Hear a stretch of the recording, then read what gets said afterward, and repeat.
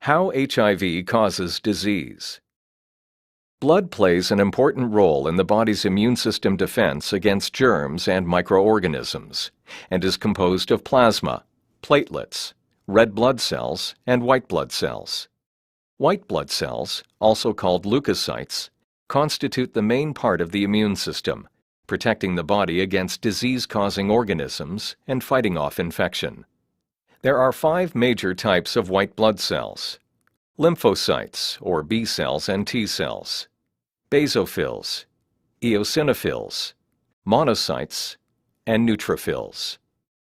A type of white blood cell is the CD4 T cell lymphocyte, or helper cell, which acts to control and direct the immune response.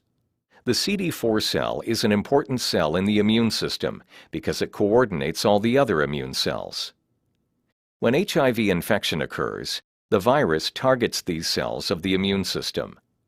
The virus attaches and gains entry into the CD4 cell and replicates itself or makes copies of itself. During this process, infected CD4 cells die, and the HIV virus seeks out other CD4 cells to infect. The body is left in a weakened state of defense against infections and is susceptible to diseases. The lymphatic system extends throughout the body and is part of the body's immune system defense against infection. When HIV enters the body, it establishes itself in the lymphoid tissue. Circulating CD4 cells are targeted and infected by the HIV virus lying in wait.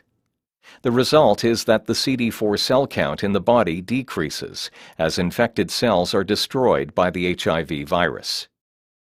The characteristic feature of HIV infection is the decline in CD4 cells. As such, CD4 cell counts are commonly used to monitor the progress of HIV infection.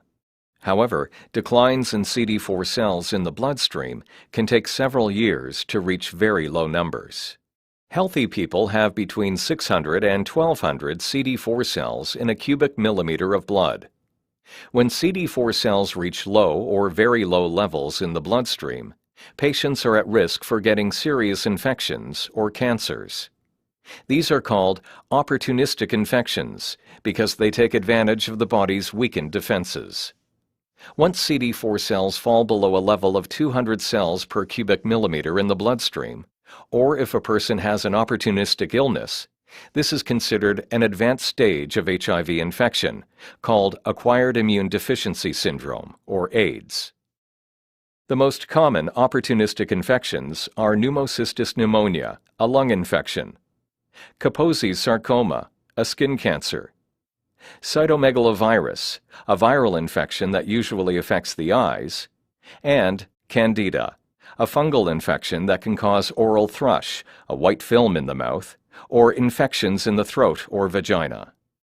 Other AIDS-related infections include bacterial infections and viral infections. Bacterial infections include recurrent bacterial pneumonia, tuberculosis or TB, and Mycobacterium avium complex or MAC. Viral infections include hepatitis C and herpes simplex virus or oral and genital herpes. People living with HIV or AIDS are at a greater risk for certain cancers than people with healthy immune systems, notably colorectal cancer, non-Hodgkin's lymphoma or NHL, and lung cancer. People living with HIV or AIDS may be at higher risk for developing primary and secondary cardiovascular disease. Non-modifiable risk factors are risk factors you can't do anything about. These include age, gender, ethnic origin, and socioeconomic position. Modifiable risk factors are risk factors you can do something about. These include smoking, hyperlipidemia, hypertension, diabetes, mental stress, stimulant drugs, legal or illegal, and occupational carcinogens. AIDS-related complications are ultimately how patients die from HIV infection in the absence of therapy. Treatment with antiretroviral therapy, or ART, can slow down the replication of HIV and partially restore healthier levels of CD4 cells and subsequently immune function in the body. However, HIV infection, especially at the advanced stages, leads to permanent or long-standing immune damage that does not fully recover with ART.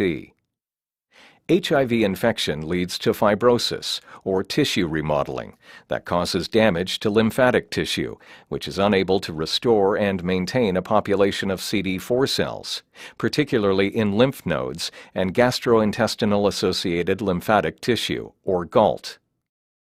HIV infection also triggers the immune system response, which results in chronic inflammation in the body. It is likely that the reduction of CD4 cells is caused by virus-induced self-destruction, as well as targeting by the body's own immune system cells.